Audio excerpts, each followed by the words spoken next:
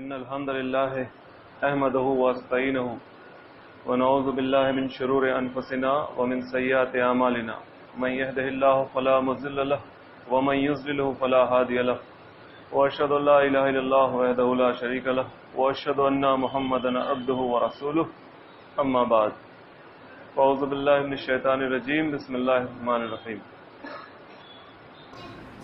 الحمد للہ الذی انزل علی عبدہ الکتاب ولم یجعل لہ عوجا۔ وہ اللہ تعالیٰ کی ذات ہے جس کے لیے تمام کی تمام تعریفیں، تمام کے تمام شکر و تعریف اللہ ہی کے لیے ہے، جس نے اپنے بندے پر کتاب نازل کی ہے اور اس کتاب کے اندر اس نے کوئی بھی کجی نہیں رکھی ہے، کوئی بھی ٹیڑھ پن نہیں رکھا ہے۔ قیمن، وہ کتاب بالکل سیدھا راستہ دکھانے والی ہے۔ زندگی کے ہر معاملے میں وہ کتاب بالکل سیدھا راستہ دکھانے والی ہے۔ لِيُنذِرَ بَأْسًا شَدِيدًا مِّن لَّدُنْهُ وَيُبَشِّرَ الْمُؤْمِنِينَ الَّذِينَ يَعْمَلُونَ الصَّالِحَاتِ أَنَّ لَهُمْ أَجْرًا حَسَنًا۔ یہ اللہ کی ذات جو تمام کے تمام شکر اور حمد کی سزاوار ہے، جس نے اپنے بندے پر یہ کتاب نازل کی ہے، جو کتاب بالکل سیدھا راستہ دکھانے والی ہے، جس کے اندر کوئی بھی ٹیڑھ پن نہیں ہے، وہ اس لیے کیا گیا ہے تاکہ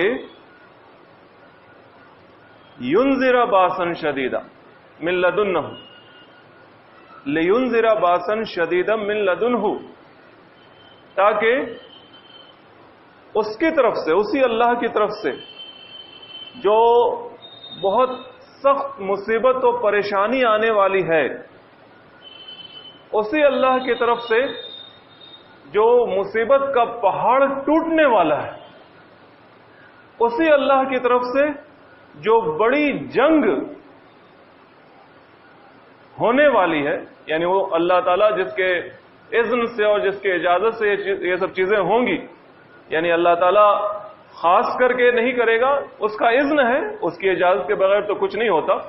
من لدنہ، اس کی طرف سے جو کچھ بھی ہو رہا ہے، جو کچھ بھی ہوتا ہے تو اللہ کے اذن سے ہی ہوتا ہے۔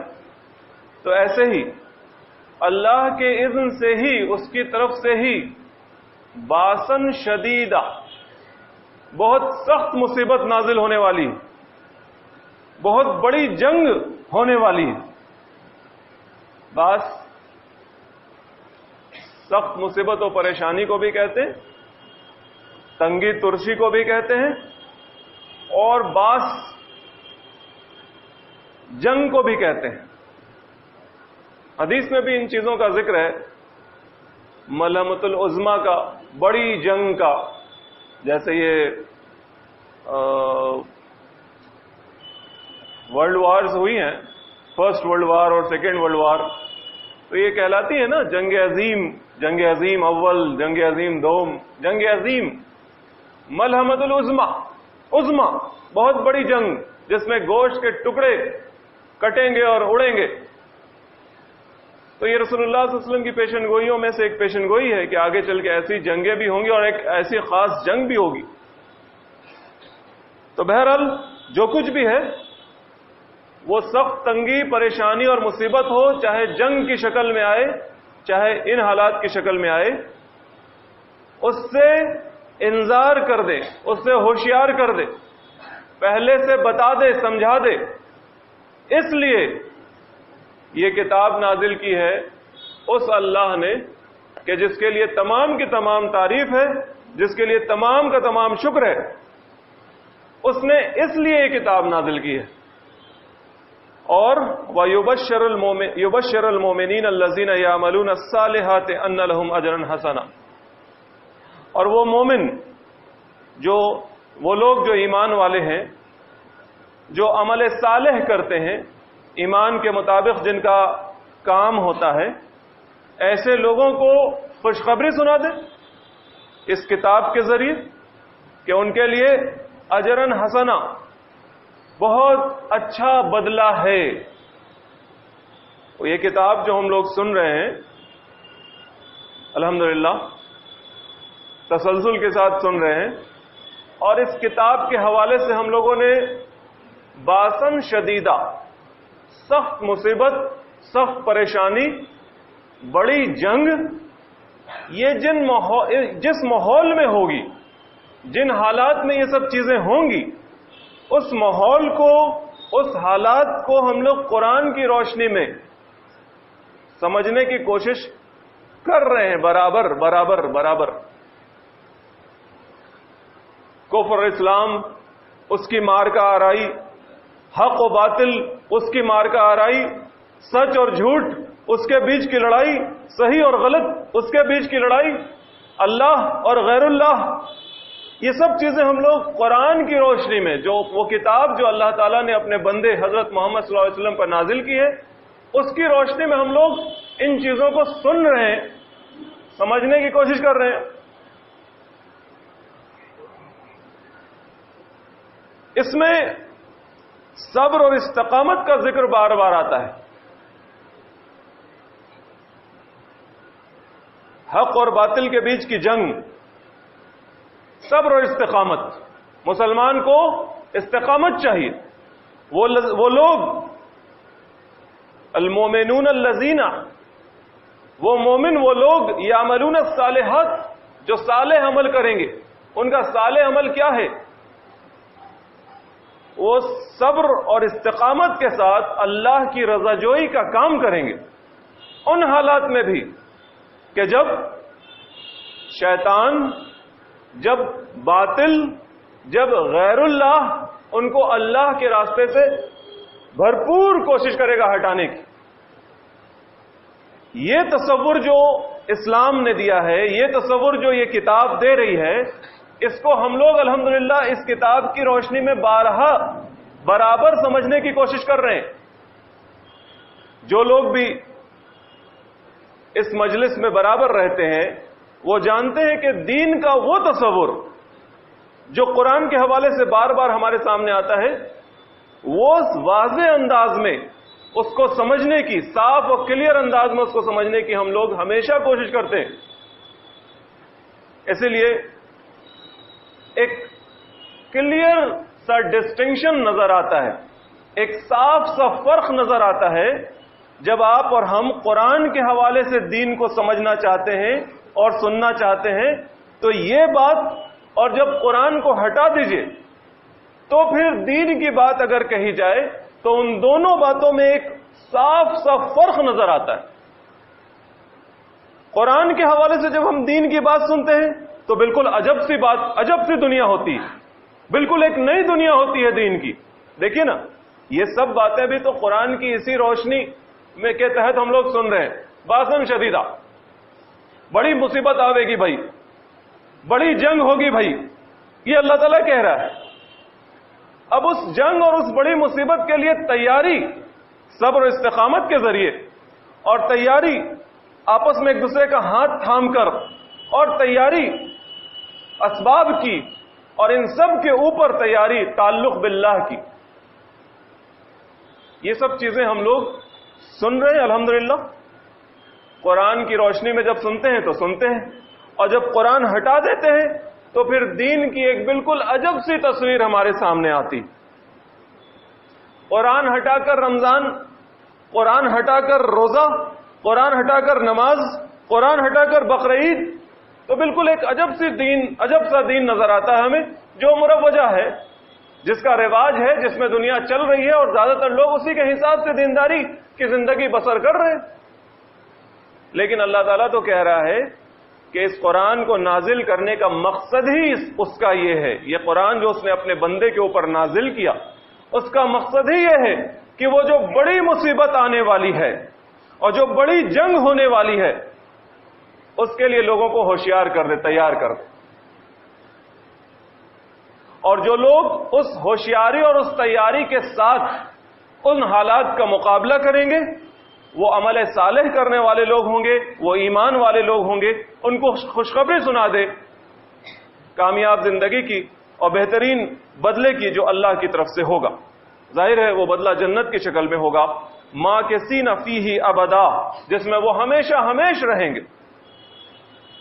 وَيُنذِرَ الَّذِينَ قَالُوا اتَّخَذَ اللَّهُ وَلَدًا، اور یہ قرآن اس لیے بھی نازل ہوا ہے کہ جن لوگوں نے اللہ کے تعلق سے یہ غلط تصور گڑھ رکھا ہے کہ اللہ نے آل اولاد رکھی، اللہ کا کوئی بیٹا ہے، اس کے ساتھ شرک کرتے ہیں۔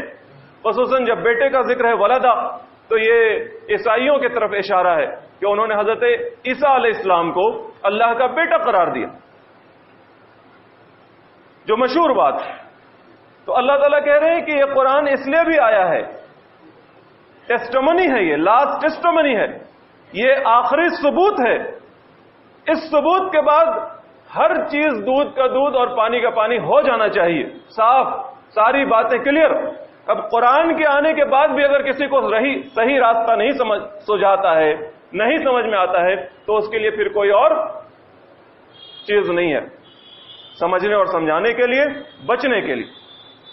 تو جن لوگوں نے اللہ کے ساتھ شرک کیا ہے، عیسیٰ علیہ السلام کو اللہ کا بیٹا قرار دیا ہے، ان کو بھی ہوشیار کر دے کہ تم سدھر جاؤ، اپنے اس فلسفے، باطل فلسفے سے منہ موڑ لو اور جو حق ہے اس کو قبول کر لو۔ ما لہم بہ من علم ولا لآبائہم، نہ ان کے پاس اس بات کا علم ہے کہ اللہ تعالیٰ کا بیٹا ہے کوئی، اور نہ ان کے باپ دادا کو پتا تھا کہ اللہ تعالیٰ کا کوئی بیٹا ہے۔ کبرت کلمۃ تخرج من افواہہم، یہ بہت بڑی بات ہے۔ اللہ کے ساتھ شرک کرنا، اس کی ذات میں شرک کرنا، اس کو کسی کو بیٹا بنا دینا، یہ بہت بڑی بات ہے۔ کبرت کلمۃ تخرج من افواہہم، جو ان کی منہ سے یہ بات نکل رہی ہے۔ ان یقولون الا کذبا، نہیں بلکہ یہ لوگ جھوٹ بول رہے ہیں۔ فَلَعَلَّكَ بَاخِعٌ نَفْسَكَ عَلَىٰ آثَارِهِمْ إِن لَّمْ يُؤْمِنُوا بِهَٰذَا الْحَدِيثِ أَسَفًا، اے محمد صلی اللہ علیہ وسلم، آپ لوگوں کے سامنے کھڑے ہو کر، بیٹھ کر، مل کر، ملاقات کر، مجلس میں جا کر، انفرادی طور پر مل کر، ہر طریقے سے دعوت حق ان کو پیش کر رہے ہیں۔ آپ چاہتے ہیں کہ ہر کوئی اپنے رب کا فرما بردار اور وفادار بندہ بن جائے، لیکن آپ کی ساری کوشش کے باوجود لوگ صحیح راستے پر نہیں آ رہے۔ ایک بڑا گروہ ہے، ایک انبو ہے جو دعوت حق سے کنارہ کشی اختیار کیے ہوا ہے۔ اس بات کا دکھ رسول اللہ صلی اللہ علیہ وسلم کو ہے، اس دکھ میں رسول اللہ صلی اللہ علیہ وسلم گھلے جا رہے ہیں، اور دکھ سے گھلے جانا گویا اپنے آپ کو ختم کر لینا، بالکل ایسا ہو جاتا ہے۔ تو اللہ تعالیٰ رسول اللہ صلی اللہ علیہ وسلم کو تسلی دے رہے ہیں، آپ ایسا مت کیجیے۔ فَلَعَلَّكَ بَاخِعٌ نَفْسَكَ عَلَىٰ آثَارِهِمْ، اے محمد صلی اللہ علیہ وسلم، کیا آپ اپنے جی کو، اپنے جان کو گھلا ماریں گے ان کے پیچھے؟ إِن لَّمْ يُؤْمِنُوا بِهَٰذَا الْحَدِيثِ أَسَفًا، اس غم میں کہ یہ لوگ اس بات پر جو اللہ کی طرف سے نازل ہوئی ہے اس پر ایمان نہیں لا رہے ہیں، اس کو قبول نہیں کر رہے ہیں، اس قرآن پر ایمان نہیں لا رہے ہیں، اس غم میں آپ اپنے آپ کو گھلا ماریے گا؟ نہیں، اتنا زیادہ نہیں کرنا ہے۔ اِنَّا جَعَلْنَا مَا عَلَى الْأَرْضِ زِينَةً لَهَا لِنَبْلُوَهُمْ أَيُّهُمْ أَحْسَنُ عَمَلًا، ہم نے تو اس زمین پر جو کچھ بھی ہے اس کو اس زمین کے لیے زینت بنا دیا ہے۔ اس زمین پر جو کچھ بھی ہے، مال و دولت، پیڑ و پودا اور زمین اور باغ اور کھیت و کھلیہان اور گاڑی اور موٹر اور بنگلے اور لوگ اور نام اور جے جے کار اور زیور اور سونا اور چاندی، جو کچھ بھی ہے، سب کچھ اس زمین کے اوپر ہم نے اس زمین کے لیے ہی زینت بنا دیا ہے، لوگوں کے لیے، جانچنے کے لیے۔ لِنَبْلُوَهُمْ أَيُّهُمْ أَحْسَنُ عَمَلًا، ہم جانچنا چاہتے ہیں یہ سب کچھ دے کر کہ کون ہے جو احسن عمل کرنے والا ہے، کون ہے جو صحیح رویہ اختیار کرنے والا ہے۔ اللہ نے جو کچھ بھی دیا اس کے ساتھ کون صحیح رویہ اختیار کرنے والا ہے، یہ ہم جانچنا چاہتے ہیں، اس لیے ہم دے رہے ہیں، دے کے ہم دیکھتے ہیں کہ تم کیا کرتے ہو۔ وَإِنَّا لَجَاعِلُونَ مَا عَلَيْهَا صَعِيدًا جُرُوزًا، آخر کار کیا ہوگا؟ آخر کار ہوگا یہ کہ یہ سب کچھ ملیا میٹ ہو جائے گا، ہم اس کو ایک چٹیل میدان بنا دیں گے، یہ فلک بوس عمارتیں، یہ اونچی اونچی عمارتیں اور یہ بڑے بڑے محلات اور یہ ریل پیل دولت کی اور یہ کاسموپولیٹن سٹی لائف، بڑے بڑے شہروں کی چکا چوند کر دینے والی زندگی، یہ سب ختم ہو جائے گی. جو دیکھ کر لگتا ہے کہ انسان نے کیا نہیں کر لیا. واقعی انسان اللہ کا خلیفہ ہے. کیا نہیں کر گیا انسان، کیسے بڑے بڑے شہر آباد کر دیے اور کیسے دنیا کے اوپر اس نے اپنا پنجہ گڑا رکھا ہے. چاند اور مارس تک پہنچ رہا ہے. کس طرح سے انسان خلا میں بھی ناچ رہا ہے. عقل دنگ رہ جاتی ہے، حیران ہو جاتی ہے آنکھیں اور طبیعت کہ کیا کیا نہیں کر رہا انسان. لیکن یہ سب کچھ ایٹ لاسٹ ختم ہو جانے والا ہے. سعیدن جروزہ، ملیامیٹ ہو جائے گا، بالکل بے آب و گیاہ وادی اور میدان بن جائے گا، چٹیل میدان. وہ ہے نا دکتل ارض و دکن دکا، ہم اس زمین کو کوٹ کوٹ کے برابر کر دیں گے قیامت کے وقت. ختم ہو جائے گا سب کچھ معاملہ. ام حسبت ان اصحاب الکہف والرقیم کانوا من آیاتنا عجبا، کیا آپ نے غار والے لوگ، گفا والے لوگ اور جو بستی تھی رقیم کی یا پھر تختی میں جن کے حالات لکھ کر ٹانگ دیے گئے تھے، ان لوگوں کے قصے کو ہماری ایک عجب نشانیوں میں شمار کرتے ہیں؟ ایسا کیسے ہو سکتا ہے؟ ایسا کیسے ہو سکتا ہے؟ کیا ایسا آپ لوگ سمجھتے ہیں؟ اذ اول فتیۃ الی الکہف، وہ تو کچھ نوجوان تھے جب انہوں نے ایک گفا میں، ایک غار میں پناہ لی. فقالو، اور اللہ تعالیٰ سے دعا کی، ربنا آتنا من لدنک رحمتا وہیئ لنا من امرنا رشدا، اے ہمارے رب اپنی طرف سے ہم پر رحمت نازل کر، ہمارے لیے اپنے دامن رحمت کو وسیع کر. وہیئ لنا من امرنا رشدا، اور اس معاملے میں کہ ہم غار میں آئے ہیں، شہر چھوڑ کے غار میں چلے آئے ہیں، ہمارا جو یہ معاملہ ہے، ہمارا جو یہ قدم اٹھا ہے، اس معاملے میں ہمارے لیے صحیح راستہ متعین کر دے، ہمیں سیدھا راستہ دکھا دے. فَضَرَبْنَا عَلَىٰ آذَانِهِمْ فِي الْكَهْفِ سِنِينَ عَدَدًا، تو کچھ سالوں کے لیے ہم نے ان کو سلا دیا اس غار کے اندر. ان کے کان پر تھپکی دے دی، جیسے کان کو تھپک کر آدمی سلا دیتا ہے. یہی بات اللہ تعالیٰ کہہ رہے ہیں، فَضَرَبْنَا عَلَىٰ آذَانِهِمْ، ہم نے ان کے کانوں پر تھپکی دے دی، سلا دیا. فِي الْكَهْفِ سِنِينَ عَدَدًا، کچھ سالوں کے لیے، گنتی کے چند سالوں کے لیے اس غار کے اندر. ثُمَّ بَعَثْنَاهُمْ لِنَعْلَمَ أَيُّ الْحِزْبَيْنِ أَحْصَىٰ لِمَا لَبِثُوا أَمَدًا، اور پھر ان کو کھڑا کیا تاکہ جانے کہ وہ جب کھڑے ہوں گے، نیند سے اٹھیں گے، تو اس میں سے کون ہے جو دونوں، یعنی کچھ لوگ تھے وہ جب اٹھیں گے تو دو گروہ ہو کر وہ آپس میں جب بات کریں گے کہ ہم کتنے وقت تک اس غار میں سوئے رہے، تو اس بات کا اندازہ لگانے کے لیے پھر ان کو ہم نے نیند سے اٹھایا. یہ کچھ بات ایک کہانی کی، یعنی ایک جو ہسٹوریکل فیکٹ ہے اس کی بیچ میں آ گئی. لوگوں کے ذہن میں سوال ہوا، اچھا کیا بات ہے، کون سی غار، کون سے لوگ، کون نوجوان کیوں سو گئے؟ تب اللہ تعالیٰ جواب دے رہے ہیں. یہ جو سوال ذہن میں خود سے اٹھا کہ کون سے لوگ، کون غار میں سو گیا، تو اللہ تعالیٰ جواب دے رہے ہیں، نحن نقص علیک نباہم بالحق، اچھا ٹھہرو، ہم تم کو سناتے ہیں ایک دم صحیح قصہ ان کا. انہم فتیۃ آمنوا بربہم وزدناہم ہدی، وہ کچھ نوجوان تھے جو اپنے رب پر ایمان لے آئے تھے. اب یہاں سے وہ بات پوری آ رہی ہے. انہم فتیۃ آمنوا بربہم وزدناہم ہدی، وہ کچھ نوجوان تھے جو اپنے رب پر ایمان لے آئے تھے اور ہم نے ان کے ہدایت میں اضافہ کیا تھا.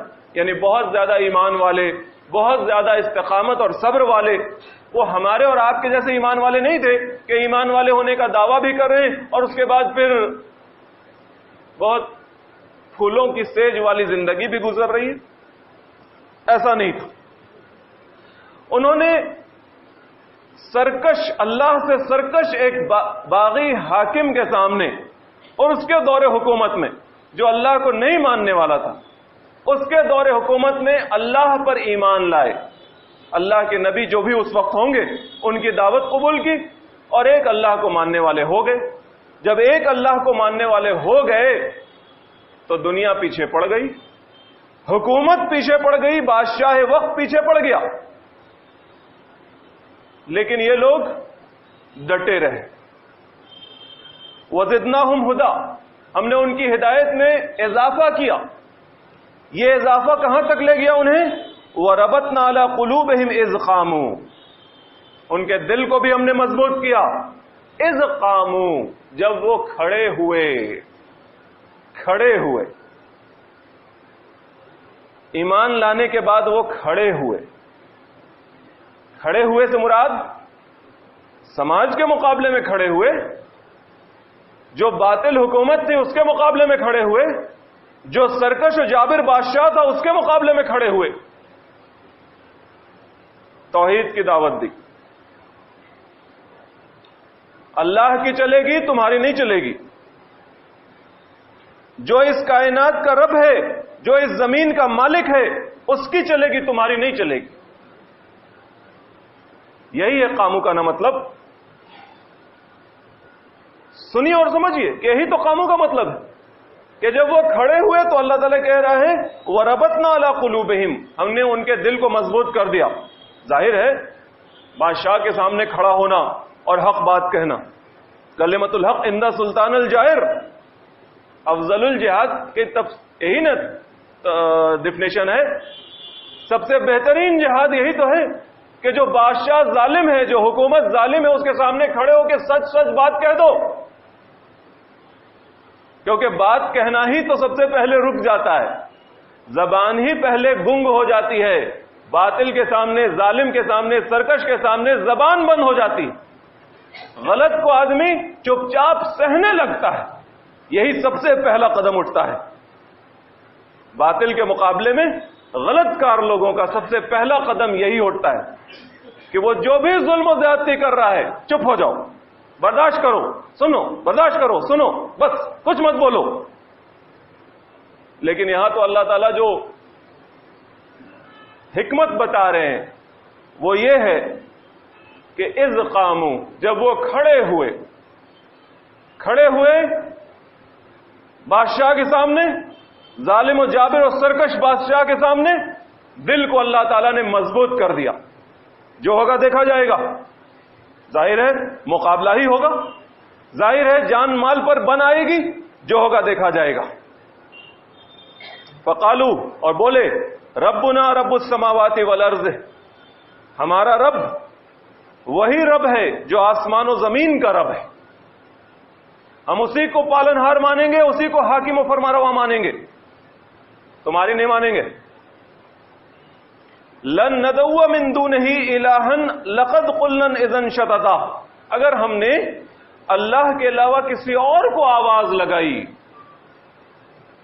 لگائی مدد کے لیے، زندگی گزارنے کے لیے، رزق کے لیے، ترقی کے لیے، آرام و آسائش کے لیے، کام بن جانے کے لیے، زندگی کا فلسفہ حاصل کرنے کے لیے کسی اور کو آواز لگا دی تو پھر کیا ہوگا؟ لقد قلنا اذا شططا، لقد قلنا اذا شططا، تو پھر ہم نے تو حق سے ہٹی ہوئی بات کہہ دی۔ شططا، شط کہتے ہیں صحیح راستے سے ہٹ جانے، تو شططا کے اندر یہی مفہوم زور سے آیا۔ پھر ہم نے تو ایسی بات کہہ دی جو بالکل حق سے ہٹی ہوئی ہے، اللہ کے علاوہ کسی اور کو، اللہ کے علاوہ کسی اور کی نہ سن سکتے ہیں نہ مان سکتے ہیں۔ اگر ایسا ہو گیا تو بالکل حق سے ہٹی ہوئی بات ہے جو ہمارے منہ سے نکل جائے گی۔ ہؤلاء قوم اتخذوا من دونہ آلہہ، یہ ہماری قوم ہے جس نے اللہ کے علاوہ دوسرے الہ گڑ رکھے ہیں، دوسروں کو اپنا معبود بنا رکھا ہے۔ بت پرستی ہوتی ہوگی اور جو بادشاہ ہے اس کی چلتی ہوگی، لولا یاتون علیہم بسلطان بین، کیوں نہیں یہ لوگ اگر اپنے آپ کو صحیح سمجھتے ہیں کہ اللہ کو چھوڑ کر دوسروں کی پرستش کرنا، اللہ کو چھوڑ کر دوسروں کے حکم کو ماننا اگر یہی صحیح ہے تو اس کے لیے کوئی واضح دلیل کیوں نہیں لاتے ہیں؟ کھلا و ثبوت لائیں جس کو انسان کی عقل قبول کر پائے۔ عقل تو قبول نہیں کرتی، باطل کی ایک دلیل کو بھی عقل قبول نہیں کرتی، یہ تو پھر اس دلیل کو کاٹنے والا آدمی چاہیے۔ ابھی کیا ہے، ابھی دنیا میں باطل دندناتا پھرتا ہے، کوئی کاٹنے والا نہیں ہوتا۔ کاٹنے والا ایک آدھ آدمی کھڑا ہو جاتا ہے اور اس کو کاٹنا شروع کرتا ہے تو پہلے عقل وہی حیران و پریشان ہوتی ہے، یہ کیا بات؟ تو جو ہو رہا ہے، جو ہوتا چلا آ رہا ہے اس کے خلاف ہے یہ بات، لیکن بات تو صحیح ہے۔ کچھ وقت تک یوں انسان سنتا ہے، پھر کچھ لوگ اس کا ساتھ دینے والے ہوتے ہیں اور پھر آخر میں باطل اس کو دھر دبوچتا ہے، پکڑ لیتا ہے، مار دیتا ہے، پابند سلاسل کر دیتا ہے، جیل میں ڈال دیتا ہے، یا پھر دربدر کر دیتا ہے، بھگا دیتا ہے ملک سے، ملیشیا جانا پڑتا ہے۔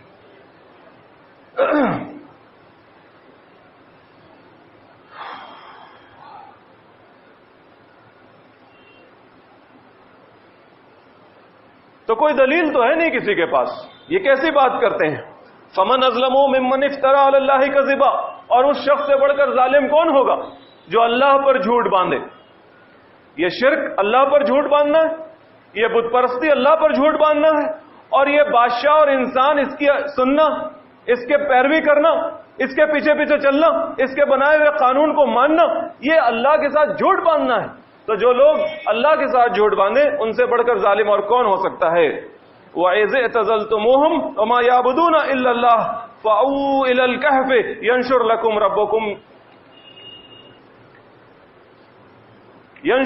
رَبُّكُمْ مِنْ رَحْمَتِهِ وَيُحْيِي لَكُمْ مِنْ أَمْرِكُمْ مِرْفَقًا۔ اب جب اتنی بڑی بات ہو گئی، یہ ایک بار کا تو واقعہ ہوگا نہیں کہ وہ ایمان لائے اور بادشاہ کے سامنے کھڑے ہو گئے اور حق بات کہہ دی اور پھر اب نکل چلو۔ یہ ایک مسلسل ہونے والا واقعہ ہوگا، برابر وہ اسلام کی دعوت دے رہے ہوں گے، برابر وہ توحید کی دعوت دے رہے ہوں گے، اور برابر لوگوں کو بتا رہے ہوں گے کہ صحیح کیا ہے غلط کیا ہے۔ وہ چند نوجوان فما آمن لموسیٰ الا من ذریتہ من قومہ، سورہ یونس میں بھی بات آئی کہ موسیٰ علیہ السلام پر ایمان لانے والے بھی چند نوجوان تھے ان کی قوم کے۔ ان نوجوانوں کے اوپر ذمہ داری ہے، اول جوان آدمی آگے بڑھے، حق کا جھنڈا اٹھائے اور باطل کے مقابل قامو کھڑا ہو جائے۔ تو ان لوگوں نے کہا کہ جب ایسا برابر ہو رہا ہے تو پھر اب سماج سے ہٹ جانا ہے، کیونکہ دشمنی ہو گئی، حق کو کوئی سننا گوارا کرتا نہیں ہے، سماج بھی دشمن ہو گیا اور حکومت بھی دشمن ہو گئی۔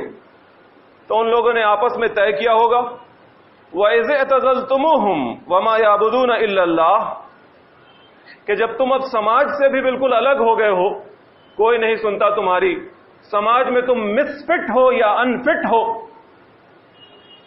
برابر بات بیٹھتی ہی نہیں، کوئی ساتھ دینے والا ہے ہی نہیں، تو یہ گنتی کے چند لوگ ہیں، اور ان خداؤں سے بھی، وہ جو جھوٹے باطل خدا ہیں جن کو یہ لوگ اللہ کو چھوڑ کر پوجتے ہیں، ان سب سے تم الگ ہو گئے ہو، تو اب الگ ہو جاؤ، اعتزال، الگ ہو جاؤ۔ فَأْوُوا إِلَى الْكَهْفِ، اور چلو کہ غار میں پناہ لیتے ہیں، گپھا میں پناہ لیتے ہیں، کیونکہ دشمن تو سرکار دشمن ہو گئی ہے، اب پولیس گھوم رہی ہے، بادشاہ پکڑنا چاہتا ہے، سماج بھی پیچھے پڑ گیا ہے، چلو اب گپھا میں پناہ لیتے ہیں۔ گپھا اردو میں گپھا ہوتا ہے، گوفا نہیں ہوتا۔ ینشر لکم ربکم من رحمتہ، تو جو ہمارا رب ہے، تمہارا رب ہے، وہ اپنی رحمت وہاں پر وسیع کر دے گا۔ اب قدم اٹھا رہے ہیں، دشمن کے مقابلے میں کچھ قدم اٹھا رہے ہیں، تو اللہ کی رحمت تو دامنگیر ہوگی۔ دعا کرتے ہیں وَيُحْيِي لَكُم مِّنْ أَمْرِكُمْ مِرْفَقًا، اور وہ کچھ مہیا بھی کر دے گا ہمارے لیے زندگی گزارنے کا ساز و سامان۔ غار میں جائیں گے، رہیں گے، کھانا پینا کیا ہوگا، کیسے زندگی بسر ہوگی، جو تمہارا رب ہے وہ کچھ انتظام تو کر ہی دے گا۔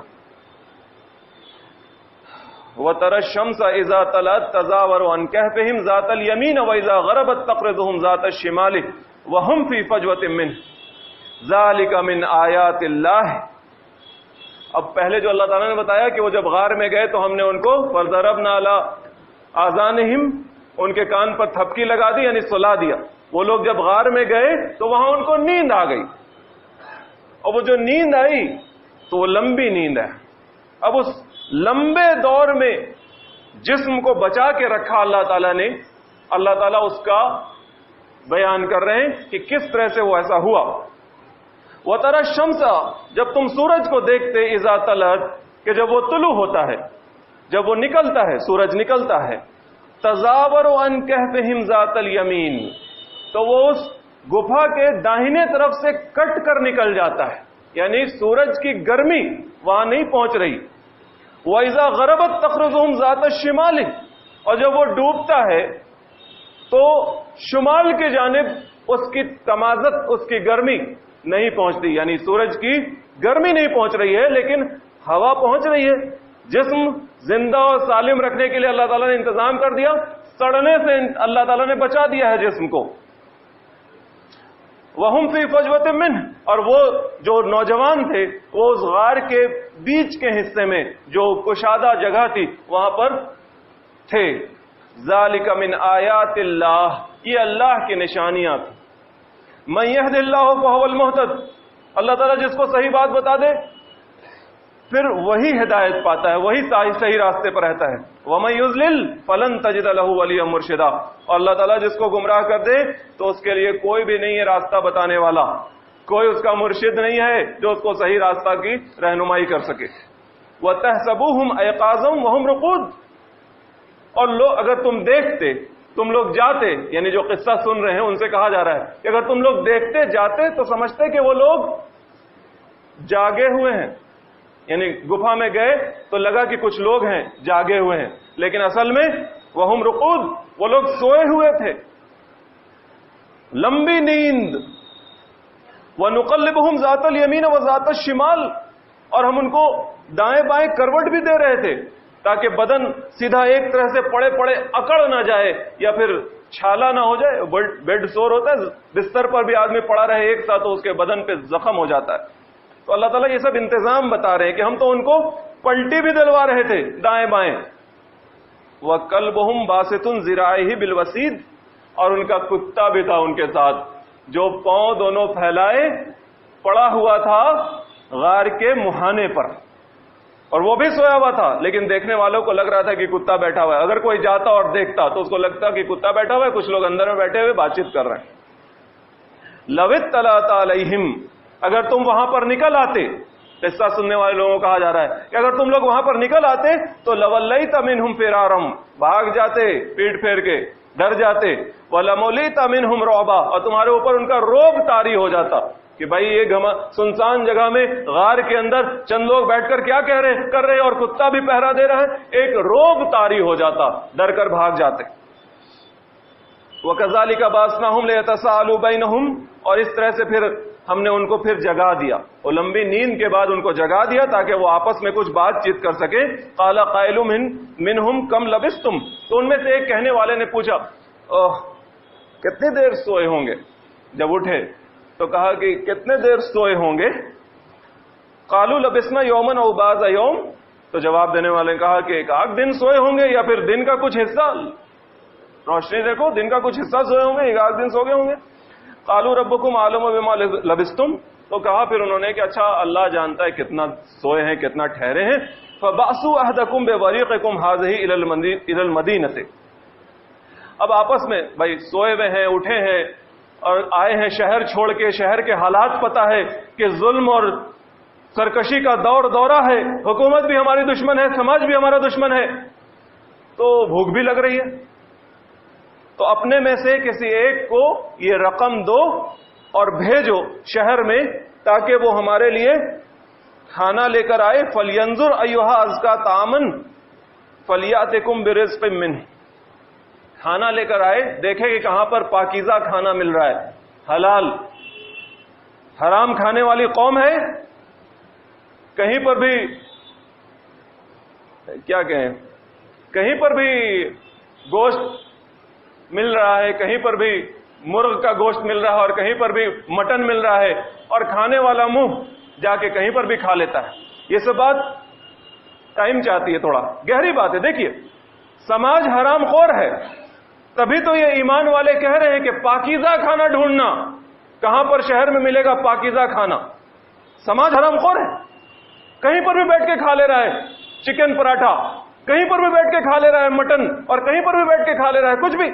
حرام خور سمجھ، اس کو کوئی دھیان نہیں ہے کہ حلال کہاں ہے اور حرام کہاں ہے. حرام کا ہم بائیکاٹ کریں اور حلال کھائیں، اس بات کا کوئی احساس نہیں ہے. وہ سماج ایسا ہی تھا، وہ سماج ایسا ہی تھا. ایمان والے لوگ تھے جو حلال و حرام کا خیال رکھ رہے تھے، تمیز کر رہے تھے. بھوک لگی ہے، پیسہ لے کے جاؤ اور حلال کھانا ڈھونڈو گے، پاکیزہ کھانا ڈھونڈو گے، کہاں پر ملتا ہے وہی لے کے آؤ گے. اور ساتھ ہی ساتھ وَلْيَتَلَطَّفْ وَلَا يُشْعِرَنَّ بِكُمْ أَحَدًا. وَلْيَتَلَطَّفْ اس ورڈ تک تو آنا ہی تھا. دیکھیے 5 منٹ زیادہ ہوا 1:15 سے، لیکن اس ورڈ تک آنا تھا. وَلْيَتَلَطَّفْ، يَتَلَطَّفْ، تلطف، اس کا مطلب جانتے ہیں کیا ہوتا ہے؟ چپکے چپکے ہوشیاری کے ساتھ کچھ کام کو کرتے رہنا. کن حالات میں وہ غار میں آئے ہیں؟ سماج دشمن ہے، حکومت دشمن ہے. اس سماج کے آگے گھٹنا نہیں ٹیکنا ہے، اس حکومت کے آگے گھٹنا نہیں ٹیکنا ہے. رہنا بھی ہے، جینا بھی ہے، کھانا بھی ہے، کام بھی کرتے رہنا ہے. کیا حکمت عملی ہونی چاہیے؟ تلطف، چپکے چپکے ہوشیاری کے ساتھ، جوش میں آ کے آگے آگے نہیں، اپنی پہچان بتا کر نہیں. جب سماج ایسا دشمن بنا ہوا ہے اور جب حکومت ایسی دشمن بنی ہوئی ہے ایمان کی وجہ سے اور توحید کی وجہ سے، تو وَلْيَتَلَطَّفْ، چپکے چپکے ہوشیاری کے ساتھ. وَلَا يُشْعِرَنَّ بِكُمْ أَحَدًا، کسی کو بھی خبر نہ ہونے پائے. إِنَّهُمْ إِنْ يَظْهَرُوا عَلَيْكُمْ يَرْجُمُوكُمْ أَوْ يُعِيدُكُمْ فِي مِلَّتِهِمْ وَلَنْ تُفْلِحُوا إِذًا أَبَدًا. اگر ان میں سے کسی کو پتا چل گیا، سماج میں پتا چل گیا کہ ہم لوگ کہاں چھپے ہوئے ہیں، پکڑا گئے، تو کیا ہوگا؟ يَرْجُمُوكُمْ، موب لنچنگ ہو جائے گی. دیکھیے قرآن میں بھی لفظ آیا ہے يَرْجُمُوكُمْ، پتھر سے مار دے گا گروہ. ایک بھیڑ لگے گی اور وہ پتھر مار کے تم کو مار دے گا. کس لیے؟ کہ تم اللہ پہ ایمان لائے، تم مسلمان ہو. او یعیدکم فی ملتہم، یا پھر گھر واپسی ہو جائے گی، یا پھر وہ اپنی ملت میں تم کو واپس لے جائیں گے، تمہارا ایمان تم سے چھین لیں گے، تم کو اپنے دھرم میں واپس لے جائیں گے. ولن تفلحوا اذا ابدا، اگر ایسا ہو گیا تو کبھی بھی کامیابی نہیں مل پائے گی. مار دیا جائے گا اور اس میں تو کامیابی مل گئی، لیکن ایمان کی حالت میں مار دیا گیا، اسلام کی وجہ سے تو کامیابی مل گئی. لیکن اگر او یعیدکم فی ملتہم، وہ واپس لے گیا اپنے مذہب کی طرف اور ٹیکا لگوا دیا، تب تو ولن تفلحوا اذا ابدا، کبھی بھی کامیابی نہیں ملے گی. یہ سورہ کہف ہے، جیسا کہ آپ لوگوں نے سنا تو سمجھ گئے ہوں گے. سورہ کہف کی 1 سے لے کر 20 آیات ہم لوگ آج سن پائے ہیں. اس سورہ کو مسلسل سنیں گے جمعہ کے ان دروس میں، لہذا آج یہاں تک یہ بات پوری ہوئی ہے. یہ سلسلہ آگے بھی چلے گا. چند آیات ہیں جو اس قصے سے جڑی ہوئی ہیں، وہ انشاءاللہ اگلے ہفتے ہم لوگ سن لیں گے. وآخر دعوانا ان الحمدللہ.